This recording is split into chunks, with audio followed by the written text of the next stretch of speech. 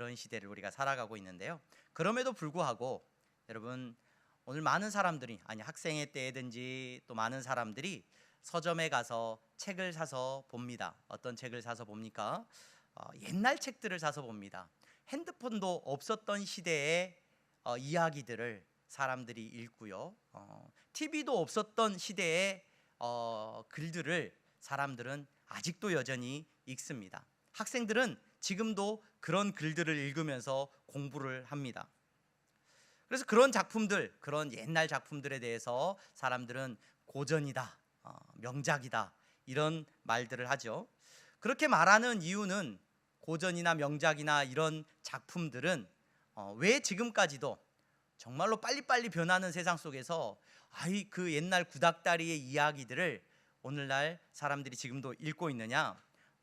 수업 시간에 언젠가 한 번쯤은 들어보셨을 겁니다. 그런 작품들은 인간의 삶에 관한 보편적인 진리를, 그러니까 그때나 지금이나 변하지 않는, 그때 사는 사람들은 핸드폰도 없었고 TV도 없었고 컴퓨터도 없었지만 그때 사람들이 가졌던 감정과 생각들은 오늘을 살아가는 우리에게도 여전히 의미가 있더라. 그때 그 사람들이 가졌던 사랑, 미움, 또는 인간들이 가지는 어떤 보편적인 감정이 오늘을 살아가는 우리에게도 의미가 있고 전하는 메시지가 있기 때문에 사람들은 그것들을 명작 또는 고전이라고 부르면서 읽고 있는 것을 우리는 잘 알고 있습니다. 여러분, 성경은 어떠한 책입니까? 성경은 고전을 뛰어넘는 기록입니다. 사람이 어떤 기록으로 평가할 수 있는 책이 아닙니다. 왜 그렇습니까? 왜 성경에 대해서 우리는 그렇게 위대한 책이라고 말을 하고 위대한 하나님의 말씀이라고 말하고 있습니까? 이 성경에 기록되어져 있는 이 말씀들은, 이 성경의 기록들은 그냥 예전에 2000년 전에 3000년 전에 나와는 상관없는 어떤 기록들이 아니라 오늘 이 말씀의 기록들은 지금을 살아가고 있는 나에게 말씀하시는 하나님의 말씀이라고 우리가 믿기 때문에 이 성경을 위대하다라고 이야기하는 겁니다. 이 성경에 기록되어져 있는 이 기록은 여러분 지금 나에게 말하고 있어요. 사도행전 말씀을 우리가 읽어가고 있는데 2000년 전에 이 바울이라고 하는 사람이 저 튀르키예 지역에서 또는 또 유럽에서 다니면서 경험했던 그 사건이 여러분 나하고 무슨 상관이 있어요? 나와 어떤 의미가 있고 나에게 어떤 의미가 있습니까? 오늘 이 아침에 저와 여러분들이 이 말씀을 읽고 이 말씀을 바라보면서 이야기를 나누는 것은 이 사건과 이 말씀에 기록되어져 있는 이 기록들이 지금 나에게 의미 있다라고 생각하기 때문에 이 말씀이 위대한 말씀이고 오늘 이 아침에 저와 여러분들이 귀 기울여 이 말씀 앞에 나아가는 줄로 믿습니다. 하나님께서는 이 성경을 통하여서 지금도 우리에게 말씀하고 계시다는 말입니다. 아무 의미 없는 말이 아니라 상관없는 말이 아니라 여러분 이 말씀을 통하여서 저와 여러분들은 내 모습을 볼 수 있어야 돼요. 내 신앙을 볼 수 있어야 되고요. 내 생각과 내 태도와 내 모습을 다시 한번 하나님의 말씀 앞에서 비춰볼 수 있는 은혜가 우리 가운데 있기를 주님의 이름으로 축원합니다. 여러분, 특별히 오늘 우리가 읽은 이 본문의 사건은요, 기독교인이라면, 교회 다니시는 분들이라면 누구나 한 번쯤은 들어보셨을 만한 성령님에 대한 아주 놀라운 메시지를 우리에게 말해주고 있습니다. 교회 다니시는 분들은, 신앙생활 하시는 분들은 삼위일체 한 번쯤은 들어보셨죠? 삼위일체에 대해서 들어보셨습니다. 삼위일체에 대해서 어떤 생각을 가지고 계시는지 모르겠습니다. 교회 처음 나왔더니 하나님 이야기하더니 갑자기 유일신, 기독교는 유일신 사상이라고 했는데 갑자기 교회 왔더니 막 하나님 이야기했다가 어쩔 때는 뭐라 그래요? 예수님 이야기를 막 했다가 예수님이 하나님이라고 그랬다가 또 어떨 때는 막 성령님이라고 했다가 기도를 하는데도 막 하나님, 예수님, 성령님 막 누구한테 해야 될지 모르겠고 막 세 분 하나님이 계시는 것 같고 말이죠. 삼위일체에 대해서 들어는 봤는데 이거 뭐 기도할 때도 보면은 가만히 기도하는 모습들이나 이런 모습들을 살펴보면은 신앙생활하는 많은 성도님들이 이런 부분들에 대해서 어려워하고 있는 게 사실입니다. 성령님에 대해서도 한 번쯤은 들어봤는데 성령님에 대해서 그 성령님이 누구신지, 삼위일체는 도대체 뭐고 여러분, 성령 하나님이라는 것은 누구를 말하는지 헷갈릴 때가 참 많이 있습니다. 제가 이 설교 시간에 삼위일체에 대해서 언젠가 시간이 되면 또 한번 설교를 하겠지만 혹시라도 삼위일체에 대해서 조금 더 깊이 알고 계시는 분들이 계시다면 신앙 기초반 여러분 꼭 참여하세요. 신앙 기초반에 참여하셔서 우리가 믿는 믿음에 대해서 한 번쯤은 깊이 생각해보고 확인해 볼 필요가 있습니다. 여러분, 성령님께서 우리 가운데 임하셨다라고 말을 우리가 쉽게 한단 말이죠. 그래서 신앙생활을 하면서 성령님에 대해서 들어보지 않은 분들은 없을 거예요. 성령님에 대해서, 야, 성령님이 일하신다. 우리가 사도행전에 이야기하면서 성령 하나님이 역사하시고 그 성령 하나님께서 지금 교회를 세워가십니다 라고 말하는 것을 우리는 볼 수 있어요. 그리고 많은 사람들이 지금은 성령의 시대다, 예수님이 떠나시고 다시 오시기까지 성령님께서 우리와 함께 하신다라고 많이 이야기를 하는 것을 들으셨을 것입니다. 여러분, 그러다 보니까 오늘날 우리의 신앙생활에 있어서 건강한 신앙생활을 하기 위해서는 이 성령님에 대한 바른 이해가 반드시 필요해요. 반드시 필요해요. 많은 잘못된 신앙을 가진 사람들이 이 성령에 대해서 잘못 이야기를 하고 있어요. 그러니까 다른 하나님이라든지 예수님에 대해서는 특별히 잘못 이야기하는 게 없어요. 예전에는 예수님에 대해서 막 이렇게 시비가 많이 붙었는데 제가 보니까 최근에 많은 이단들이나 잘못된 신앙의 모습을 가지는 사람들이 성령에 대한 잘못된 태도와 이해를 가지고 있는 것이 대부분인 것 같아요. 그래서 여러분, 교회에 나오면서 오늘 이 성경의 말씀을 통하여서 저와 여러분들은 성령 하나님의 임재하심과 성령님에 대한 바른 이해를 가지고 나는 성령님과 어떤 관계를 가지고 있는지, 성령님이 우리 가운데 오셨는지, 내 안에 성령님이 계시는지 그렇지 않은지를 확인해 볼 수 있는 은혜의 시간들이 되시기를 바랍니다. 여러분, 좀 더 단순히 말씀드리면 오늘 이 말씀을 통하여서 저와 여러분들은 무엇을 생각해 볼 수 있냐면, 여러분은 성령님을 받으셨습니까? 여러분, 성령 받으셨습니까? 라는 질문 앞에서 어떤 대답을 하고 있는지 답해 보시기를 바랍니다. 오늘 이 말씀을 가지고 저와 여러분들은 이 질문 앞에서 답할 수 있어야 돼요. 나는 몰라도 돼. 나는 상관없어. 여러분, 그리스도인은 상관없는 사람이 한 분도 없습니다. 성령님과 상관없는 사람이 한 분도 없어요. 왜 그런지 오늘 이 말씀을 통해서 깊이 살펴보고 여러분 오늘 답하셔야 됩니다. 나는 성령 받은 사람인가? 성령 받지 못한 사람인가? 오늘 이 예배 시간을 통해서 여러분들 스스로 답해 보시는 은혜가 있기를 소망합니다. 아볼로라는 인물이 등장을 했죠. 이 아볼로라고 하는 인물은 이집트 위쪽에 있었던 알렉산드리아 지역의 출신 사람이었는데, 이 사람이 요한에 대하여서 알았고 요한의 제자로 알려져 있고 그는 예수님에 대해서 알고 있었습니다. 그랬던 사람이 에베소에 도착을 했죠. 그 에베소에서 그가 머물러 있으면서 브리스길라와 아굴라를 만나서 예수님에 대해서 깊이 알게 되었습니다. 예수님을 믿게 되었습니다.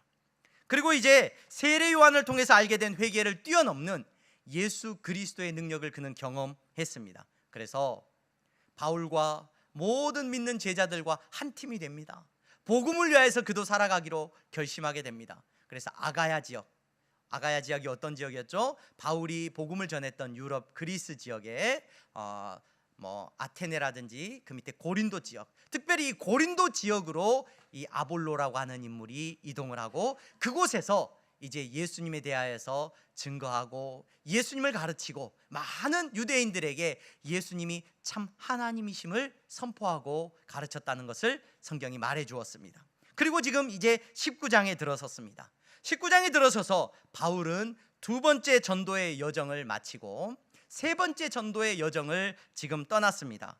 그러면서 예수님에 대한 복음을 전하고 많은 사람들을 만나고 있는데 우리가 읽은 이 본문의 배경은 에베소라고 하는 지역이죠. 아볼로가 잠시 머물러 있다가 떠난 지역입니다. 그 에베소라고 하는 지역은 이전에 우리가 18장 21절에 보면은 바울이 에베소를 잠깐 거쳐가면서 그곳 회당에서 예수님에 대해서 가르쳤어요.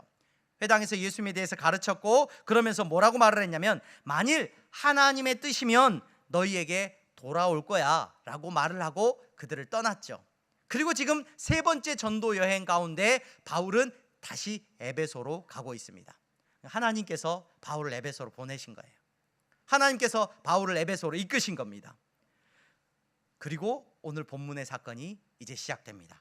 바울은 이곳 에베소에 도착을 했는데 우리 1절 2절 말씀 같이 읽어볼까요? 같이 읽어보겠습니다. 시작. 윗지방으로 다녀 에베소에 와서 어떤 제자들을 만나 이르되 너희가 믿을 때 성령을 받았느냐? 이르되 아니라 우리는 성령이 계심도 듣지 못하였노라. 에베소에 와서 어떤 사람들을 만났는데요, 그 사람들에게 뭐라고 바울이 질문하고 있냐면 너희들이 믿을 때에 성령을 받았느냐? 프뉴마 하기온이라고 하는 영인데 거룩한 영을 받았느냐라고 질문을 합니다. 그러자 그 사람들이 뭐라고 대답을 해요? 뭐라고요?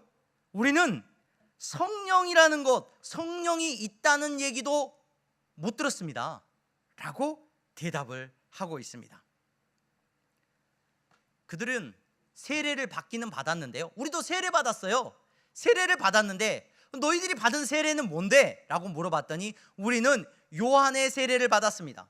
요한의 세례는 어떤 세례입니까? 요한이 유대인들에게 세례를 받으라고 했어요.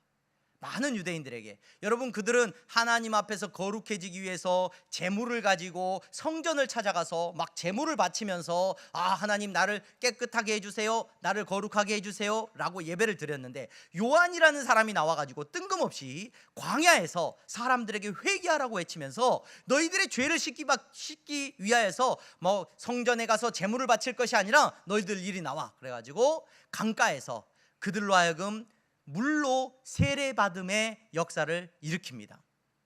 하나님 앞에서 그들이 회개하고 자복하는 고백을 하게 합니다. 그것이 요한의 세례였어요. 그 요한의 세례를 그들이 받았다라고 말을 합니다. 그러자 바울이 뭐라고 말을 합니까? 바울이 이렇게 말을 하죠. 바울이 야, 너네들이 믿고 있는 그 요한이라는 사람이 어떤 말을 했는 줄 알아? 그 너네들이 믿고 있었던 요한이라는 사람이 예수님에 대해서 이야기를 했고, 그 예수님이 오시면 그 예수님은 성령으로 우리에게 세례를 주신다고 했어. 너희들도 그 예수님을 믿어야 돼 라고 말을 하고, 그 사람들이 그 말을 듣고는 예수의 이름으로 세례를 받고, 바울이 그들에게 안수할 때 성령이 그들에게 임하고, 성령이 임하자 그들이 못해요? 그들이 방언도 하고 예언도 하더라는 말이에요. 자, 여러분, 오늘 이 사건을 통하여서 바울이 만난 이 사람들이 먼저 누군가 우리는 먼저 질문해 봐야 됩니다. 이 사람들이 누굽니까? 우리가 읽은 1절 말씀에 보니까 에베소에 왔는데 어떤 누구를 만났대요? 제자들을 만났어요. 제자들을. 그리고 또 2절 말씀에 보니까 이르되 너희가 믿을 때에 성령을 받았느냐라고 질문하고 있어요. 자, 여기까지의 말씀을 통해서 여러분, 말씀을 읽으면서 이 본문을 무엇이라고 우리가 이해할 수 있느냐? 이 상황이 이렇게 이해되는 거죠. 이 사람들은 예수님을 알고 예수님을 믿었던 제자들이었는데 성령님을 받지 못했던 사람들인가 보다. 성령을 못 받았던 사람들인가 보다. 그러니까 바울이 에베소에 왔는데 아볼로처럼 예수님을 아는 사람들인데, 예수님을 믿는다라고 하는 사람들인데, 이 사람들이 제자로 우리와 같은 제자들이라고 불렀는데, 이 예수님의 제자들이라고 하는 사람들을 가만히 보니까, 바울이 보니까 그 사람들 안에 부족한 모습이 보인단 말이에요. 저 사람들은 방언도 못하고 예언도 못하고 능력이 없네. 그래서 그 사람들의 능력 없음과 그 사람들의 잘못된 어떤 신앙의 모습들을 발견했던 것 같아요. 그래서 그 사람들이 성령 받지 못함을 꿰뚫어 보고, 야, 너희들 믿을 때 성령 받았어? 이렇게 물어본다는 거예요. 그러니까 그 사람들이 뜨끔했죠. 뜨끔했는데 그 사람들은 변명할 게 있단 말이에요. 뭐라고 변명해요? 우리는 성령이라는 사람이 있다는 것도 몰랐습니다. 성령님이 계시는 것도 잘 몰랐습니다 라고 이 사람들이 대답을 하고 있다는 거예요. 그 부족한 사람들에게 바울이 이제 그래, 너희들 부족하구나, 이제 내가 성령으로 세례를 줄게. 성령 세례를 받고, 그들이 성령을 받고 나니까 이제 그 나머지 사람들이 다, 그 제자들이 이제 능력을 갖게 되고 방언도 하고 예언도 하는 그와 같은 성령의 사람이 되었다라고 이 본문을 우리가 이해하기가 쉽습니다. 그렇게 이해를 하면, 자, 이제 누군가가 여러분들한테 물어볼 거란 말이에요. 성령 받으셨습니까? 그럼 여러분 어떻게 대답을 해요? 성령 받으셨습니까? 물어보면 불안해요. 목사님이 그런 걸 물어볼까 봐 불안해. 굉장히 또 이게 성령 받았는지에 대해서 굉장히 좀 자신 있게, 그래서 이런 말도 못해요. 지금 이 사람들처럼 지금 이 본문에 나와 있는 사람들은 우리는 성령님이 계시다는 얘기도 못 들었단 말이에요. 그런단 말이에요. 그런 변명이라도 해야 될 텐데, 교회 다니는 사람이 성령님이 계신지 몰랐어요, 이런 변명이 돼요, 안 돼요? 그런 변명도 못해. 그런 변명도 못해. 이미 성령님에 대해서 다 알고 있어. 그런데 성령 받으셨습니까? 라고 물어보니까 당황하죠. 당황해요. 듣기는 들었는데 받은 것은 잘 모르겠고. 왜 어려워요? 왜 답을 잘 못해요? 내가 교회 다니면서 보니까 어떤 분은 막 기도할 때 막 희한한 말로 기도를 하더란 말이죠. 막 신비한 말로 방언이라는 걸 하더란 말이죠. 근데 나는 방언을 해요, 못해요?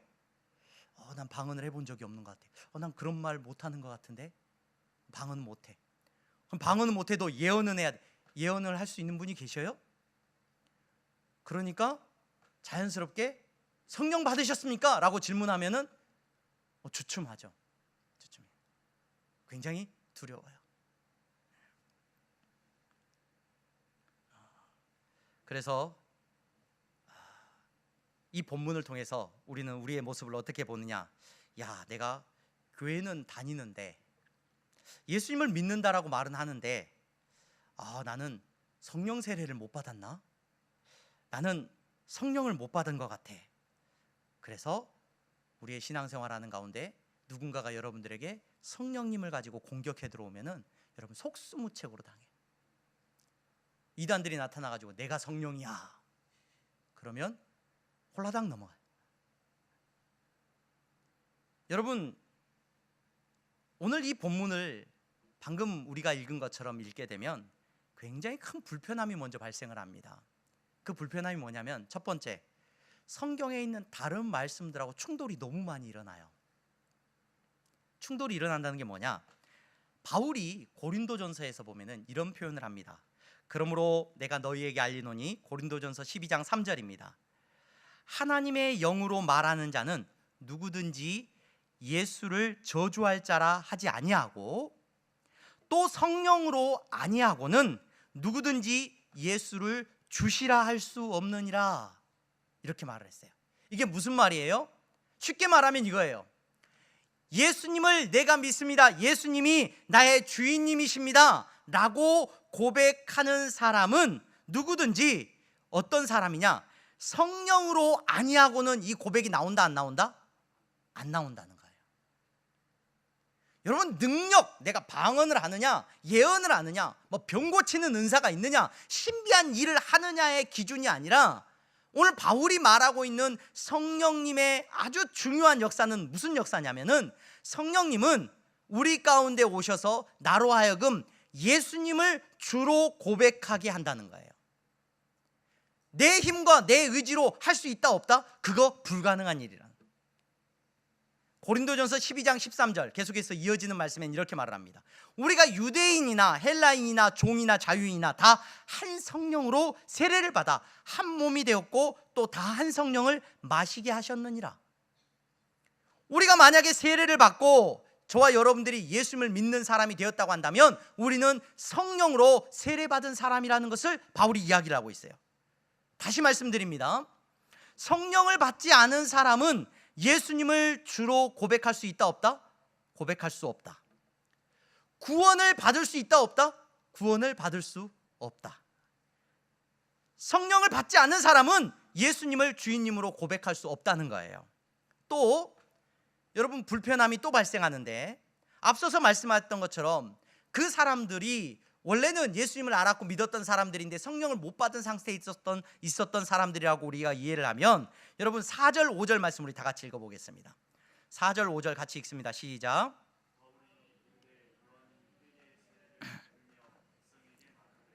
내 뒤에 오시는 이를 믿으라 하였으니 이는 곧 예수라 하거늘 그들이 듣고 주 예수의 이름으로 세례를 받으니.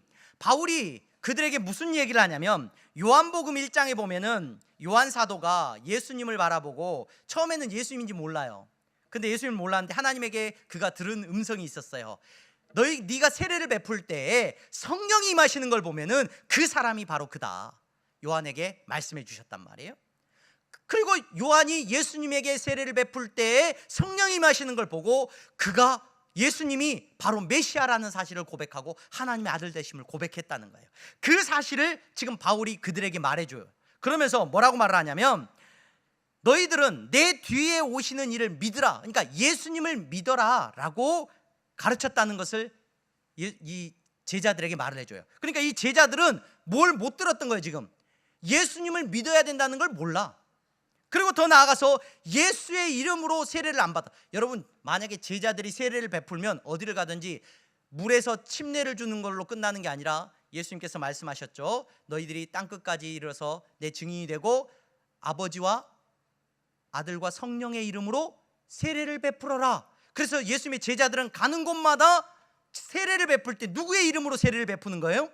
예수의 이름으로 세례를 베푸는 게 맞단 말이에요. 근데 이 사람들은 예수의 이름으로 세례를 받은 적이 없다는 거예요. 이 사람들은 요한의 세례만 기억하고 있다는 거예요. 그 말은 무엇을 말하느냐? 오늘 이어지는 바울의 이 말을 통해서 우리가 생각해 볼 수 있는 것은, 이 사람들은, 오늘 본문에 등장하는 사람들은 예수님의 제자예요, 예수님의 제자가 아니에요? 예수님의 제자가 아니라는 말이에요. 누구의 제자예요? 그러면은 많은 학자들 간의 의견들이 좀 나뉘어지긴 합니다만은 엄밀한 의미에서 이 사람들은 여전히 요한의 제자들이라고 보는 것이 맞아요. 요한을 따랐던, 뭐 하나님의 제자들이라고 부를 수도 있을지 모르겠습니다만은 하나님을 믿고 따르는 뭐 유대인들 가운데서 바리새인들 제자들일 수 있을지 모르겠습니다만은 이 사람들은 예수님의 제자들이 아니에요. 더 나아가서 이들은 예수님을 믿어요, 안 믿어요? 예수님을 믿은 적이 없어요. 예수님을 듣지도 못했고 잘 알지도 못해요. 그들은 예수님을 믿은 적이 없어요. 그들은 요한을 믿고 따랐고 요한의 회개를 따라서, 요한이 가르쳤던 회개를 따라서 그들은 회개했고 요한을 선지자로 믿었고 그들은 하나님의 나라를 믿었던 사람들이었을 거예요. 그들이 믿었던 믿음은 하나님께서 이 나라를 회복시킬 것이고 심판하실 것에 대한 그런 믿음들을 가지고 있었을 거예요. 그러나 그들은 예수님을 믿은 적이 없었다는 겁니다. 여러분, 제가 이렇게 말씀을 드리는 것, 본문을 이렇게 이해하면 안 된다는 것을 말씀드리는 겁니다. 그러니까 이 사람들은 예수님을 믿는 제자들인데 성령은 못 받았어. 예수님을 믿는 사람들인데 성령은 못 받았고, 나중에 지금 이 바울이 그 사람들이 능력도 없고 연약한 모습을 보고는, 야, 너네 성령 받아야지 일하지, 그래서 너네 성령 받아 라고 말을 해가지고 예수를 믿는 제자들이었는데 그 다음에 성령을 받고 능력을 받게 되었다. 이렇게 본문을 이해하면 안 된다는 거예요. 오늘 이 본문을 통해서 저와 여러분들이 기억해야 되는 것은, 예수님은 믿는데 성령은 안 받았어, 이런 거 있을 수 있다고요, 없다고요? 이런 건 없어요. 다시 말씀드리겠습니다. 나 성령은 안 받았는데요, 예수님은 믿어요, 이런 건 있을 수 있다고요, 없다고요? 그런 말은 없다는 거예요. 이런 말은 가능하겠죠. 교회는 다녀요. 교회는 다니는데 성령은 안 받았어요. 이건 가능해요. 근데 교회는 열심히 다니고 난 목사예요. 근데 성령은 안 받았어요. 이것도 가능해요. 나 교회 오래 다녔고, 교회 오래 다녔고 뭐 직분도 받았고 나 교사도 됐고 뭐 다 해요. 근데 성령은 안 받았어요. 이것도 가능한 말이에요. 다르게 말씀드리겠습니다. 이게 가능하다는 건, 다르게 표현하면, 나 예수는 안 믿어. 근데 교회는 다녀요. 가능해요. 나 예수는 안 믿는데 목사예요. 가능합니다. 나 예수는 안 믿는데 교사야. 나 예수는 안 믿는데 교회 오랫동안 다녔고 나 모태신앙이에요. 근데 예수는 안 믿어요. 이 말이 가능하다는 거예요. 여러분, 오늘날 교회의 비극이 여기에 있고 성도들의 비극이 여기에 있습니다. 예수님을 안 믿는 교회 다니는 사람이 너무 많아요. 예수님을 안 믿는. 이렇게 말하면 사람들이 그러죠. 아, 성령 받지 않은 교회 다니는 사람들이 너무 많아요. 아, 그래, 나는 예수님을 믿는데요, 성령은 아직 못 받은 것 같아요. 성령은 아직 못 받은 것 같아요. 여러분, 헷갈리지 마시기를 바랍니다. 헷갈리지 마시기 바랍니다. 성령 받지 않으면 예수님 못 믿어요. 내가 뭐 예수님 교회 나와서 나 예수님 한번 믿어봐야 되겠다, 그래서 예수님 믿어질까요? 절대로 불가능한 일이에요. 성경이 가르치고 있는 것은 성령이 임하시지 않으면 예수님을 주로 고백할 수가 없어요. 성령이 우리 가운데 임하지 않으시면 예수님을 우리는 우리의 구주로 고백할 수 없다는 말이에요. 교회 다니는 분들 가운데 많은 분들이 종교 생활을 합니다. 신을 믿어요. 신을. 교회 왜 나가요? 나 하나님 믿어요. 여러분, 하나님은요, 옛날에 우리나라에 기독교가 들어오기 전부터 하늘님을 믿었고요, 저기 이슬람 사람들도 알라를 믿고요, 하느님도 믿고요, 다 믿어요. 신을. 안 믿는 사람 없어요. 교회 다니는 많은 사람들 가운데 하나님을 믿는 분들이 많아요. 하나님을 믿는데요, 신을 믿는 거죠. 그래서 그분들이 종착역이 뭐냐면, 어차피 하나님은 다 똑같아. 하나님은 다 똑같아. 불교도 구원이 있고, 뭐 천주교도 구원이 있고, 불교도 구원이 있고, 이슬람도 구원이 있고, 무당들도 다 구원받아. 다 하나님을 믿거든. 그렇게 교회 다니는 사람들이 참 많아요. 그런 목사님들도 참 많아요. 대표적으로 WCC 운동이 그런 운동이에요. 여러분, 어떤 분들은 교회는 다니는데 관심이 없죠. 관심이 없어요. 예수님을 믿는 거에 관심이 없는 분들도 많습니다. 특별히 모태신앙들 잘 들으셔야 돼요. 종교적인 습관이 내 삶 속에 이미 자리 잡아 있어요. 그래서 예수님을 믿는 것에는 관심이 없어요. 그냥 교회 다니는 것에 관심이 있을 뿐이에요. 착각하지 마십시오. 내가 예수님은 알아서 믿는 거고, 그 다음에 성령님이 오시면 그 다음에 내가 능력이 생기고 막 어떤 신비한 일을, 나는 능력이 없고 신비한 일은 아직 못하니까 나는 예수님을 믿긴 믿는데 성령님은 아직 안 오신 것 같아. 성령님은 어떤 능력이나 신비한 일을 하기 위해서 우리 가운데 오시는 분이 아니라 여러분들을 구원하기 위해서 임하십니다. 여러분들이 예수님을 믿도록 하기 위해서 성령님이 임하셔요. 예수님을 믿으십니까? 그렇다면 네, 이미 예수님, 성령님께서 여러분들을 주장하고 계시는 거예요. 다시 물어보셔야 돼요. 나는 예수님을 믿는 사람입니까? 교회 나와서 예배 드리는 사람입니까? 아닙니까? 내가 어떤 직분을, 내가 목사입니까? 아닙니까? 요거 질문이 아니라, 여러분, 나는 예수님을 믿는 사람입니까? 이 질문을 하셔야 돼요. 여러분, 예수님을 믿으면 회개가 나와요. 성령님이 예수님을 믿게 하면요, 십자가에서 날 위하여서 죽으신 예수 그리스도를 믿게 하면 그 예수님을 믿기 때문에 내 삶에 회개가 고백된다니까요. 교회는 다니는데 회개한 적이 없어. 어떤 수련회 가가지고 신비한 경험을 막 내가 사모하고, 그런 거 말고요. 분위기에 취해가지고 막 눈물 찔끔찔끔 흘린 거, 이거 말고요. 여러분, 성령님이 여러분들 가운데 임하시면 예수님을 믿게 되거든요. 십자가에 죽으신 예수님을 믿게 돼요. 그 십자가 앞에 내가 고꾸라져요. 내가 얼마나 죄인인지 여러분 깨달아져요. 그래서 예수님을 믿으면 회개하게 돼요. 여러분, 그냥 물로 씻고 결단하고, 오늘도 좀 착하게 살아봐야 되겠다, 내가 오늘부터 나 기도도 좀 하고 예배도 잘 드리고 내가 교회 갔다 와가지고 오늘 나쁜 짓 안 해야지, 돌아서서 여러분들의 죄된 습관은 여러분들을 다시 넘어뜨려요. 여러분, 성령 안에서 오늘 저와 여러분들이 예수님을 믿게 되면 회개하게 됩니다. 처절하게 회개하게 됩니다. 죽도록 회개합니다. 하나님이 베푸신 그 아들 독생자 예수 그리스도가 나를 위하여서 죽으셨다는 그 사실 앞에서 교만한 말이요, 건방진 태도요, 박살이 납니다. 그게 성령님이 하시는 일이에요. 예수님을 믿게 하셔요. 예수님을 안 믿는데 무슨 능력이요?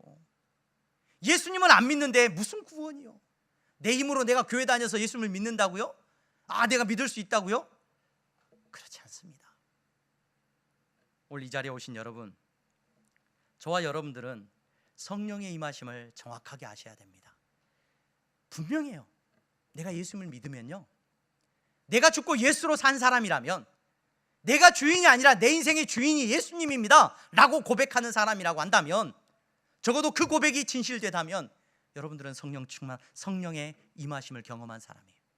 근데 아무리 교회 오래 다녔어도요, 수없이 많은 예배에 참석했었어요, 예수님을 믿지 못한다면, 예수님을 믿는 믿음의 고백이 없다면 성령님과는 상관없을 거예요. 아무리 구해도 여러분 성령님이 여러분들의 삶 가운데 능력으로 나타나지는 않으실 거예요. 여러분, 오늘 저와 여러분들은 이들의 모습을 통하여서 우리의 모습을 정확하게 볼 수 있어야 됩니다. 교회를 다니는 게 중요한 게 아니고 예수님을 믿는 것이 중요합니다. 오늘 이 자리에 예배 드리시는 분들 가운데 한 분도 예수님을 안 믿는 분이 없기를 주님의 이름으로 축원합니다. 나를 위하여서 죽으신 예수 그리스도, 하나님의 아들이신 예수 그리스도, 그분이 여러분들에게 믿어지기를 소망합니다. 그렇게 믿어지고 나면요, 그 믿어짐의 역사 가운데서 성령의 충만함이 나타나요. 성령의 충만함이라는 것은 내가 죽고 예수로 완전히 살아가는 사람을 말해요. 성령님이 나를 이끄시는 걸 말해요. 그 성령의 이끄심이 내 삶 가운데 나타나면 방언도 하고 예언도 한대요. 여러분, 방언도 하고 예언도 한다는 이 말씀을 듣고 오해하시면 안 됩니다. 야, 그래, 이 사건은 오순절의 사건을 말해요. 그래서 많은 분들이 신비한 말을 하기를 원하고 신비한 기도를 하기를 원하고 막 장래의 일을 막 내다보기를 원합니다. 장래의 일을 내다보기를 원해요. 여러분, 그런데 이 방언과 예언의 본질을 꿰뚫어 보지 못하면 여러분 신앙생활하는데 크게 혼란이 와요. 여러분, 방언은요, 방언의 핵심은, 방언이라는 것은 언어를 말해요. 다른 언어를 말해요. 그 다른 언어를 말하는 오순절 사건의 핵심은 어디 있었어요? 그 사람들이 마가의 다락방에서 성령이 임하셨을 때 성령이 충만하게 일하니까 그들 가운데 어떤 일이 일어나 예수님을 믿게 됐어요. 무엇을 믿게 됐냐면 예수님이 죽음 가운데 다시 사셨다는 걸 믿게 된 거예요. 다시 살아나신 것을 확신하게 된 거예요. 그리고 나니까 이 사람들이 두려움이 생겨요? 두려워요? 두렵지 않아요? 두렵지 않아요. 죽음을 이길 능력을 얻게 된 거예요. 그래서 그 사람들이 방언을 말하게 됐는데 방언으로 무슨 얘기했어요? 방언으로 예수님 얘기했어요. 이게 방언의 핵심이에요, 여러분. 방언의 핵심. 여러분, 막 어떤 기도원에 갔더니 막 이렇게 방언으로 기도하시는 분들, 예, 하나님께서 주신 특별한 은혜입니다. 그런데 그 방언이 진짜냐 가짜냐를 분별할 수 있는 방법이 있어요, 여러분. 그 방법이 뭔지 아세요? 그 방언이 끝나고 하루 동안 살아가고 있는 그가 기도하지 않을 때 그가 내뱉는 말을 보면 알아요. 방언으로 기도했는데 그의 하루 종일 말은 돈 얘기, 가족 얘기, 건강 얘기, 세상의 집 얘기, 무슨 얘기, 세상 이야기로 가득해. 그게 무슨 방언이에요, 여러분? 방언은 이전에 말하지 않던 것을 말하게 된 거예요. 방언은 과거에 늘 내가 말하던 것을 말하지 않고 이제 새로운 것을 말하게 된 거예요. 새로운 게 뭐예요? 예수 그리스도예요. 예수 그리스도. 나는 신비한 말도 못해. 그런데 그 사람의 입술에 예수님 이야기가 달려있다. 그가 고백하는 고백에 맨날 비평하고 비난하고 불평하고 원망하는 얘기로 가득했던 사람이, 여러분, 성령님이 역사하시면 누구 얘기를 한다고요? 모여서 예수님 얘기를 한다고요. 이게 방언의 핵심이에요, 여러분. 여러분들의 입술에 신비한 언어가 고백되어지기를 소망합니다. 네, 기도할 때 하나님이 주신 특별한 은혜가 있어요. 하나님과 깊은 기도를 할 때 하나님께서 방언을 통하여서 깊은 기도를 하게 하실 때가 있어요. 그러나 그것이 여러분 영광이 아니라 오늘 저와 여러분들의 가운데 성령이 충만하게 역사하시면 여러분들이 입술이 바뀐다고요. 그 입술은 무슨 얘기를 한다고요? 새로운 말을 하기 시작해요. 방언을 말하기 시작해요. 그 방언이 예수님이에요. 여러분, 한 주 동안 어떻게 사셨습니까? 성령 충만한 사람의 입술의 고백에는 틀림없이 예수님 이야기로 가득했을 겁니다. 그러지 못했다면, 여러분, 성령님께서 내 안을 주장하지 못하셨다면 매일같이 이야기 나오는 게 누구 얘기예요? 사람 얘기고 세상 이야기였을 거예요. 예언을 이야기합니다. 그래, 성령이 충만하게 역사하면 예언도 하게 될 거야. 사람들은 예언을 말합니다. 그래서 예언에 대한 이야기하기를 조금 더 거룩해 보이는 사람은 이런 일이 일어나, 제가 북한이 무너진다는 얘기를 어렸을 때부터 얼마나 많이 들었는지 몰라요. 곧 있으면 북한이 무너진대. 맨날 80년대부터 들었어. 80년대부터. 근데 아직까지도 안 무너지고 있네. 여러분, 예언의 본질은요, 교회를 세우고 사람을 겁줘가지고 내 말 들어, 헌금해, 이게 예언의 본질이에요, 여러분. 예언을 할 수 있으면 그럼 교회 목사님들은 다 여러분 로또 맞아야 돼. 예언의 본질은 하나님께서 하나님의 나라를 세우시게 하는 거예요. 예수 믿게 만드는 거예요. 제가 예언해 볼까요, 여러분? 이 자리에 앉으신 분들 가운데 50년 뒤에도 살아있는 사람은 절반밖에 안 될 겁니다. 그러니 여러분, 예수님 똑바로 믿으세요. 얼마 남지 않았잖아요. 여러분들에게 주어진 예언의 말씀, 어떤 예언의 말씀을 여러분 원하십니까? 네, 특별히 하나님께서 예언케 하실 때도 있습니다. 어떤 특별한 사안에 대해서 하나님께서 길을 보여주실 때도 있습니다. 그런 특별한 은혜도 있습니다. 그걸 부인하는 게 아닙니다. 그런데 내가 예언 못하면 내가 성령을 못 받은 거예요? 막 틈만 나면 막 예언하려고 그래. 틈만 나면 이럴 거야 막 예언하려고 해요. 여러분, 우리에게 일어난 예수 그리스도의 역사하심을 믿고 그분이 우리에게 이루실 놀라운 구원을 믿고 살아가는 그 예언의 말씀을 여러분들이 기억하시기를 바랍니다. 뭐 어디 투자를 잘해야 되고 뭘 사야 되고 말아야 되고 어디 대학을 가야 되고 말아야 되고, 이게 예언이에요, 여러분? 하나님께서 우리에게 베푸시는 예언은, 지혜의 영은, 성령의 영은 여러분들이 예수님 똑바로 믿게 하는 것이고, 여러분 예수 믿지 않는 사람들에게 예수님을 믿도록 이끌게 하는데 본질이 있다는 것을 잊지 마세요. 다시 말씀드리겠습니다. 여러분 성령 받으셨습니까? 이 질문은 여러분 예수님 믿으십니까? 이 질문이에요. 내 삶의 주인이 예수님이에요? 물어보셔야 돼요. 능력이 있고 없고? 네, 있습니다. 나타납니다. 근데 본질을 보셔야 된다고요. 여러분들의 입술의 열매가 예수님 믿는다면 어떻게 그렇게 말을 하냐고요. 내가 예수님을 믿는 사람이라면 어떻게 내 삶 속에서 내게 닥치는 모든 일 앞에서 그런 태도가 나오냐는 겁니다. 오늘 예배 드리시는 여러분, 사도행전의 말씀은 과거에 일어났던 한 사건이 아니라 오늘 여러분들에게 하고 있는 말씀입니다. 저와 여러분들에게 들려주시는 말씀입니다. 여러분 성령 받으셨습니까? 교회는 열심히 다니는데 여러분 성령 받으셨습니까? 다시 묻습니다. 교회는 열심히 다니는데 여러분 예수님 믿고 다니십니까?